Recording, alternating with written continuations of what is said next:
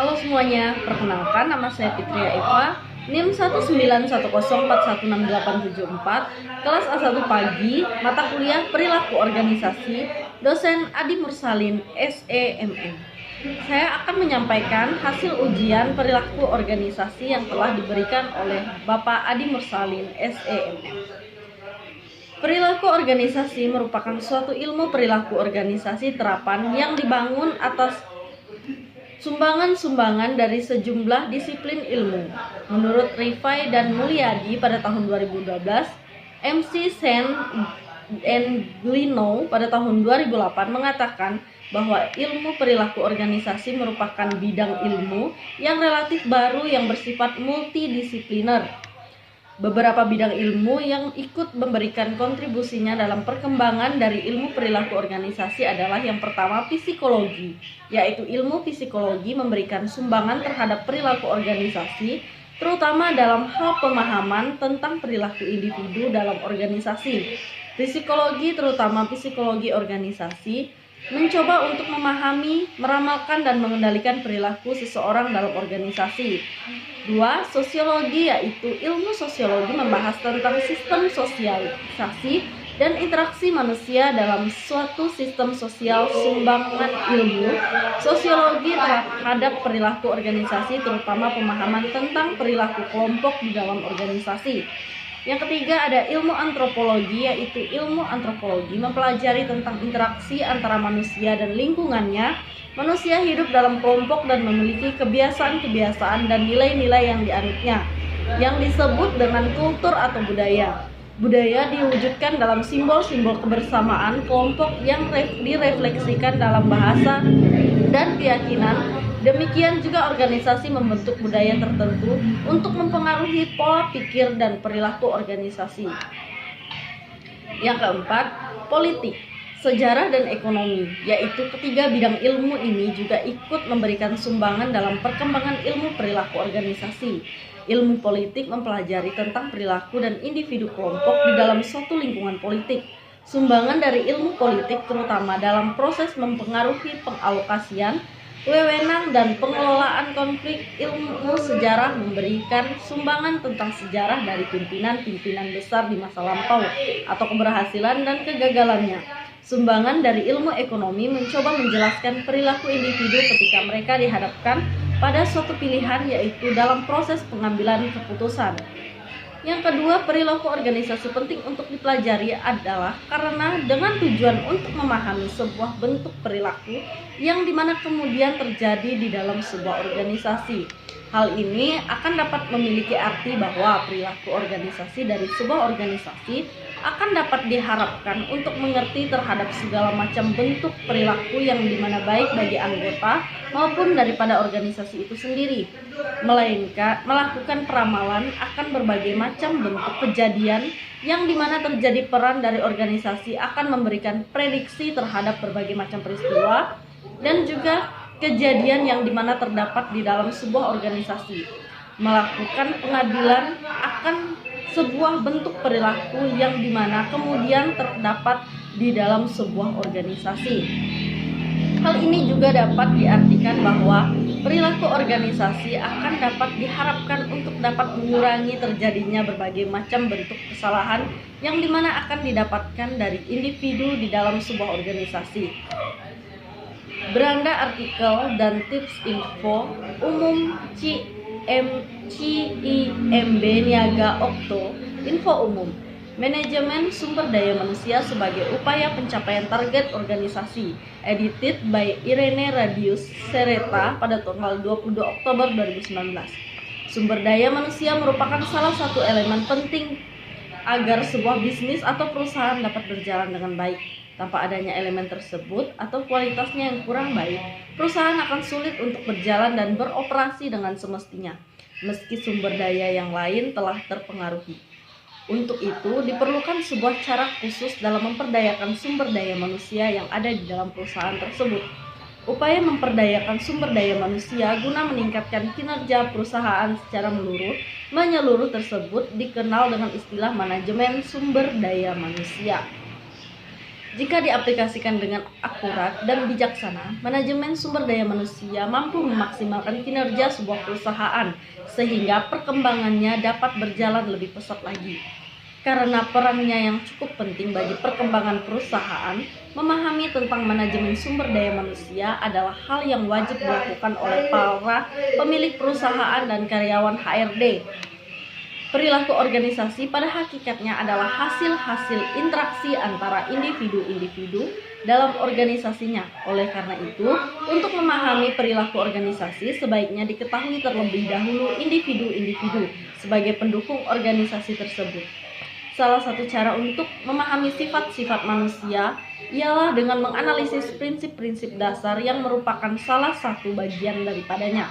Menurut Hoha pada tahun 2014 bahwa terdapat prinsip-prinsip antara lain: 1. Manusia berbeda perilakunya karena kemampuannya tidak sama, yaitu perbedaan dan keterbatasan kemampuan akan berpengaruh pada perilaku dan kecerdasan yang dibawa sejak lahir. Hasil didikan dan pengalaman, perbedaan diprediksi akan berpengaruh pada pelaksanaan dan hasil kerja seseorang yang bekerja satu sama lain di dalam suatu organisasi.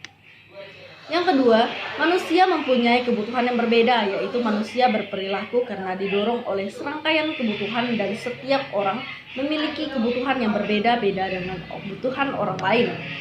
Tingkah perilakunya orang yang mengharapkan gaji akan berbeda dengan karyawan yang berkeinginan memperoleh dudukan agar mendapat harga diri di masyarakat. Pemahaman kebutuhan yang berbeda ini bermanfaat untuk memahami konsep perilaku seseorang, untuk memprediksi dan menjelaskan perilaku yang berorientasi bertujuan. Yang ketiga, orang berpikir tentang masa depan dan membuat pilihan tentang bagaimana bertindak, yaitu kebutuhan-kebutuhan dari setiap orang dapat dipenuhi lewat perilakunya masing-masing. Seseorang yang dihadapkan dengan sejumlah kebutuhan yang berpotensial harus dipenuhi lewat perilaku yang dipilihnya karena ia yakin dapat mengarahkan untuk mendapatkan sesuatu hasil tertentu. Yang keempat, seseorang memahami lingkungannya dalam hubungannya dengan pengalaman masa lalu kebutuhannya, yaitu memahami lingkungan adalah suatu proses yang aktif di mana seseorang mencoba membuat lingkungannya itu mempunyai arti bagiannya. Pengalaman dari seseorang sangatlah penting di dalam memberikan sumbangsih pemikiran dan bagaimana seseorang bertindak di dalam suatu organisasi. Jadi, jika lingkungan sangat banyak memberikan objek dan peristiwa ketimbang dengan kemampuan manusia yang dimiliki untuk memahami objek dan peristiwa tersebut, seseorang itu mampu mempunyai reaksi-reaksi senang atau tidak senang, dan ini akan menjadikan seseorang berbuat yang berbeda dengan orang lain. Di dalam rangka menanggapi sesuatu hal, seseorang bisa puas mendapatkan gaji tertentu karena bekerja di suatu tempat tertentu. Orang lain pada tempat yang sama merasakan tidak puas. Kepuasan dan ketidakpuasan ini timbul karena adanya perbedaan dari sesuatu yang diterima dengan sesuatu yang diharapkan seharusnya diterima dengan baik. Banyak faktor yang menentukan sikap dan perilaku seseorang, yaitu adanya perasaan senang dan tidak senang. Seseorang bisa merasa senang karena merasa dihargai, diperhatikan, dan mendapatkan imbalan. Tentu karena bekerja, maka dia akan puas sehingga menunjukkan sikap yang baik dalam bekerja dan sebaliknya. Perilaku organisasi merupakan ilmu tentang dinamika perilaku individu dan kelompok dalam suatu organisasi dan dampaknya terhadap kinerja, baik kinerja individu, kelompok maupun organisasi. Ada beragam tujuan perilaku organisasi, mulai dari membangun budaya kelompok kerja, merekrut orang-orang antar anggota, menyelesaikan konflik, mengembangkan kualitas masing-masing individu, hingga membangun rantai kepemimpinan yang jelas. Menerapkan atau mengembangkan perilaku organisasi harus melibatkan semua orang di dalam perusahaan, mulai dari pimpinan hingga karyawan pendukung. Mungkin prosesnya bisa lancar, tetapi tidak menutup kemungkinan akan ada masalah. Meskipun demikian, organisasi perilaku memastikan perusahaan memiliki tim yang tepat dan dapat memahami kebutuhan mereka, sehingga mereka memiliki kepuasan dan sisi kreativitas dalam bekerja. Pada akhirnya, produktivitas mereka meningkatkan dan mendorong kinerja perusahaan untuk lebih baik lagi. Yang kelima, jika saya menjadi manajer sumber daya manusia di sebuah perusahaan, Cara penerapan teori perilaku organisasi mulai dari membangun budaya kelompok kerja, merekrut orang-orang terbaik, menciptakan hubungan yang bermakna di antara anggotanya, menyelesaikan konflik, mengembangkan kualitas masing-masing individu, hingga membangun rantai kepemimpinan yang jelas. Pengaruh perilaku organisasi terhadap kinerja karyawan di Lotte Grosir Bandung. 1. Pendi H.F. Dasuki. 2. Gema Dwi Prakasa Destia. Yang kedua, Anti Nurul Azizah Al-Bashiro. 1. Dosen. 2. Mahasiswa, Institusi Manajemen Koperasi Indonesia. Email antinurul@gmail.com. Abstrak. Penelitian ini berjudul mempengaruhi perilaku organisasi terhadap kinerja karyawan di Lotte Grosir Bandung. Perilaku organisasi sebagai persepsi umum yang dimiliki oleh seluruh anggota organisasi, sehingga setiap karyawan yang menjadi anggota organisasi akan mempunyai nilai keyakinan dan perilaku sesuai dengan organisasi. Berdasarkan definisi tersebut, maka dapat diketahui bahwa kinerja karyawan menjadi sangat penting karena penurunan kinerja baik individu maupun kelompok dalam suatu perusahaan dapat memberikan dampak yang berarti dalam suatu perusahaan. Hasil penelitian ini yaitu pada alpha besar dari 6%, nilai koefisien beta 0,297 dan menunjukkan T terhitung sebesar 3,065, tingkat signifikan 0,004 di mana lebih kecil dari 0,05. Berdasarkan hasil analisis dan juga pengujian yang dilakukan, maka hipotesis A yang dinyatakan variabel perilaku organisasi atau X berpengaruh positif dan signifikan terhadap kinerja karyawan Lotte Grosir Bandung, maka dapat disimpulkan bahwa HA diterima. Selanjutnya, Noto Atmojo pada tahun 2010 menyatakan ada beberapa faktor, yaitu 2 faktor pembentuk perilaku, yaitu faktor internal dan faktor eksternal. Yang pertama, faktor internal, yaitu semua faktor yang berasal dari dalam diri individu seperti motivasi, persepsi, minat, kebiasaan, dan sebagainya yang mendorong individu berperilaku. Yang kedua, faktor eksternal, yaitu faktor yang berasal dari luar diri individu seperti sosial, budaya, politik, dan lingkungan lainnya yang membentuk perilaku organisasi. Nilai-nilai adalah sekumpulan dari nilai. Nilai adalah segala sesuatu yang dianggap baik dan berharga bagi kehidupan manusia. Setiap konsep dianggap bernilai adalah jika memiliki arti kebaikan dan berguna bagi individu. Sebaliknya, jika suatu konsep tidak berguna bagi manusia dan tidak memiliki arti bagi kehidupan manusia, maka dianggap konsep tersebut tidak bernilai. Nilai dapat membentuk perilaku individu dalam organisasi. Menurut Sastra Prateja pada tahun 1993 menyatakan bahwa nilai mempunyai peranan penting dalam perubahan perilaku. Nilai dapat mempengaruhi pengetahuan, sikap, dan tindakan perilaku. Dengan perkataan lain, perilaku individu dibentuk dari nilai-nilai yang dianutnya. Semakin bagus nilai yang dianutnya akan berdampak pada perilaku baik yang tampak maupun yang tidak tampak. Menurut Frankel pada tahun 1977, menyatakan nilai adalah kunci lahirnya perilaku dan perbuatan seseorang. Keragaman dalam organisasi merupakan suatu hal yang sangat penting. Dengan keragaman, organisasi dapat memperoleh berbagai pandangan, kemampuan, dan berbagai hal untuk mengatasi permasalahan organisasi atau perusahaan. Serta dapat meningkatkan efektivitas perusahaan. Sudah jelas, isu atau masalah mengenai tenaga kerja yang semakin bervariasi adalah salah satu hal yang sangat penting bagi manajer di saat ini. Keragaman dalam organisasi bukanlah sekedar keragaman dalam umur, suku, atau kemampuan, menurut Tampu Bolon pada tahun 2004. Menurut Reines pada tahun 2020, sejumlah faktor yang menentukan keanekaragaman yang disebabkan perbedaan individu yang muncul umumnya dipertimbangkan saat membahas keragaman dalam organisasi dengan 34 jenis karakteristik. Keanekaragaman teratas dari jumlah karakteristik lainnya. Yang pertama, cacat kognitif.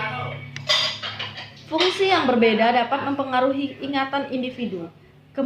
Kemampuan pemecahan masalah, perhatian, komunikasi, linguistik, serta pemahaman verbal, membaca, matematika, dan visual. Namun memiliki disabilitas intelektual bukan berarti orang tersebut tidak mampu mencapai kesuksesan besar sebagai seseorang karyawan. Yang kedua, kemampuan fisik dan cacat tubuh. Memperkerjakan individu dengan berbagai disabilitas dan pengalaman tidak hanya akan membantu tim Anda membangun lingkungan yang lebih beragam dan inklusif, tetapi juga membawa perspektif dan ide yang unik untuk membentuk suatu perusahaan Anda menjangkau ke pasar pelanggan dan klien yang lebih luas. Yang tiga, kesehatan mental. Kesehatan mental karyawan menjadi tren utama dalam ruang sumber daya manusia, tetapi selalu sering kesehatan mental diabaikan. Tanpa dukungan dan sumber daya untuk mencapai dan menerima bantuan yang dibutuhkan karyawan, perusahaan mungkin melihat peningkatan ketidakhadiran konflik pekerja keluarga, peningkatan masalah kesehatan mental dan perilaku, dan bahkan tingkat pergantian karyawan yang lebih tinggi. Yang keempat, keanekaragaman syaraf. Keanekaragaman syaraf seperti yang didefinisikan oleh Simposium Nasional tentang Keanekaragaman Syaraf adalah konsep di mana perbedaan neurologis harus diakui dan dihormati sebagai variasi manusia lainnya. Perbedaan ini dapat mencakup yang berlabel dispraxia, disleksia, attention deficit hyperactivity disorder, dyscalculia, autistic spectrum, Tourette syndrome, dan lainnya. Yang kelima, ada perilaku dan keanekaragaman. Setiap orang memiliki tingkah laku dan pola perilaku unik yang mereka kembangkan sepanjang hidup mereka. Perilaku seperti itu adalah hasil dari asuhan individu, keluarga, teman, budaya, dan lain-lain. Ini adalah elemen keragaman yang terpenting untuk dikenali. Yang keenam, kepribadian dan gaya berpikir. Berbagai kepribadian dan gaya berpikir yang berbeda di tempat kerja dapat membawa situasi stres dan kreativitas yang unggul. 7. Latar belakang budaya. Ada sejumlah faktor yang membentuk budaya yang berbeda, termasuk makanan tradisional, bahasa, agama, dan adat istiadat. Amerika Serikat sendiri memiliki beberapa budaya berbeda di setiap wilayah, negara bagian, bahkan kotanya. Yang kedelapan, letak geografis. Lokasi geografis memainkan peran utama dalam budaya bahasa, pendidikan, peran sosial, status sosial ekonomi, kepercayaan, dan ideologi yang dianut dan dipahami seseorang. Yang kesembilan, bahasa, linguistik, dan aksen. Bahasa, linguistik, dan aksen dapat memainkan peran penting dalam kemampuan seseorang untuk mendapatkan dan mempertahankan pekerjaan. Yang ke-10, etnis. Pada faktor biologis, etnis didasarkan pada perilaku yang dikaitkan dengan budaya, sejarah, kebangsaan, warisan, pakaian adat, istiadat, bahasa, leluhur, dan latar belakang geografis. Yang ke-11 ada ras. Ras ditentukan secara biologis, contoh ras meliputi kulit hitam dan kulit putih, atau Afrika, Amerika, Indian, atau Alaska natif, Asia natif, dan Hawaii, atau penduduk kepulauan Pasifik lainnya. 12. Status kewarganegaraan.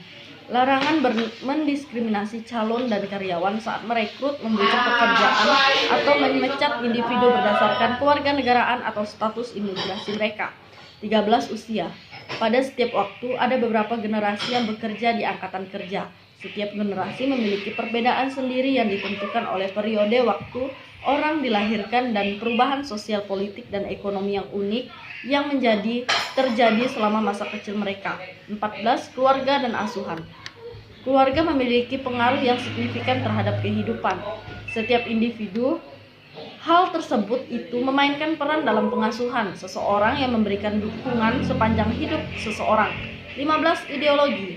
Ideologi berperan untuk kenyamanan karyawan dan berbagai pendapat dengan rekan kerja. Ideologi yang sangat berbeda pendapat membuat individu lebih berhati-hati untuk memulai percakapan dengan rekan kerjanya. Mereka tahu hal itu akan dapat memicu perdebatan sengit. 16. Moral. Moral mencerminkan keyakinan individu untuk berpikir dan berperilaku yang dapat diterima. Moral cenderung mencerminkan asuhan individu, keluarga, pengalaman kerja, pengalaman hidup, pendapatan, ideologi, latar belakang budaya, status kewarganegaraan, hak istimewa, kepribadian, status sosial ekonomi, peran sosial, serta kepercayaan sosial, agama, politik, dan duniawi. 17. Peran sosial. Stereotip seringkali berkorelasi dengan peran sosial yang dimiliki tentang demografi tertentu dan dapat mempengaruhi kemampuan individu. 18. Identitas gender. Peran gender sebagai konstruksi sosial yang bervariasi menurut budaya yang berbeda dan ditetapkan pada individu saat lahir berdasarkan jenis kelamin biologis mereka. Ekspresi gender yang mungkin berbeda dari jenis kelamin atau identitas gender individu mengacu pada penampilan luar identitas. Gender individu, ekspresi gender dapat ditafsirkan melalui pakaian, rambut, riasan, suara, perilaku, tingkah laku, dan minat. Yang ke-20, seks. Tidak seperti identitas gender dan ekspresi gender, seks mengacu pada perbedaan biologis dan genetik antara tubuh pria dan wanita. 21. Oriental seksual. Orientasi seksual juga berbeda dengan identitas gender, ekspresi gender, dan seks biologis. Orientasi seksual didefinisikan sebagai keterkaitan emosional, romantis, atau seksual yang melekat pada diri. Orientasi seksual yang umum termasuk heteroseksual, gay, lesbian, biseksual, aseksual, dan panseksual. 22. Pendidikan. Pendidikan sangat bervariasi menurut lokasi, sekolah, dan guru, dan dapat sangat dipengaruhi oleh undang-undang dan peraturan. Tidak ada satu orang pun yang memiliki pendidikan yang sama persis. 23. Pendapatan. Penghasilan memainkan peran utama dalam kehidupan setiap individu sejak lahir dan selama mereka dibesarkan. Karir profesional hingga pensiun, pendapatan dapat dipengaruhi oleh lokasi geografis, pajak, keluarga, pendidikan, keterampilan, dan latar belakang sosial ekonomi. Ke-24, status sosial ekonomi. Status sosial ekonomi merupakan ukuran dan kategorisasi orang berdasarkan pendidikan, pendapatan, dan pekerjaan mereka.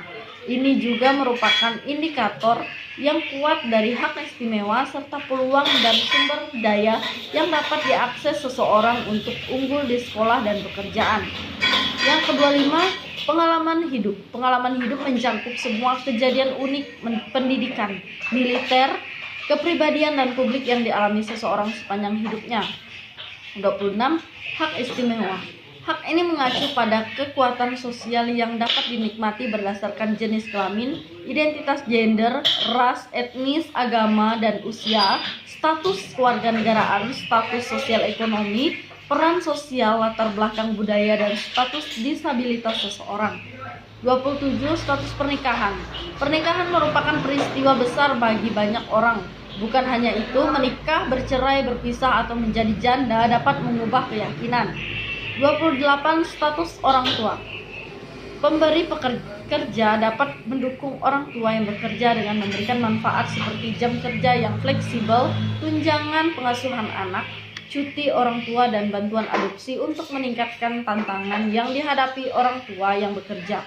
Pengalaman militer. Para veteran menawarkan kebanyakan keterampilan, pengetahuan, dan pengalaman, menjadikan mereka dapat berkontribusi luar biasa untuk berperan dalam berbagai perusahaan. Namun banyak pengusaha tidak terbiasa dengan budaya militer, pengalaman atau bahasa militer yang umum yang mungkin menyulitkan mereka untuk memahami nilai yang dapat diberikan oleh individu tersebut ke perusahaan. Latar belakang kriminal. Perusahaan pada memberikan kerja untuk memutuskan apakah mereka tidak peduli akan masa lalu seseorang sejauh mereka dapat unggul dalam karir yang bermanfaat di masa depan.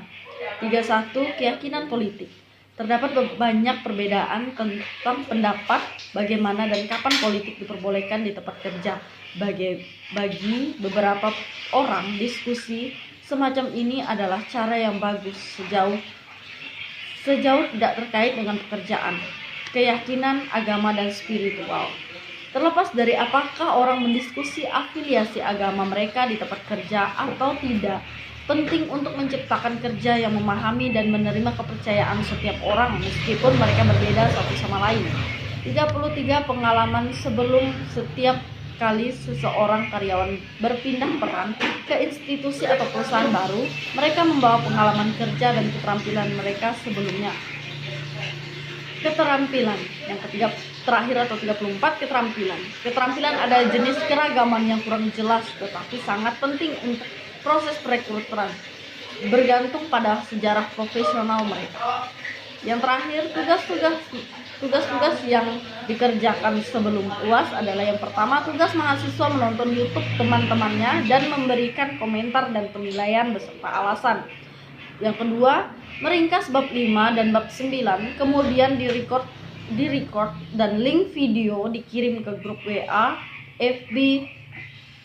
Yang ketiga, meringkas dan membuat PowerPoint tentang mengenal perilaku konsumen, serta videonya direcord, link dikirim ke grup WA dan Facebook. Yang terakhir, meringkas video dari YouTube tentang tantangan dan peluang era digital disruption, kemudian dibuatkan video, lalu link video dikirim ke grup WA dan grup Facebook. Sekian penyampaian hasil ujian yang dapat saya sampaikan. Saya ucapkan terima kasih.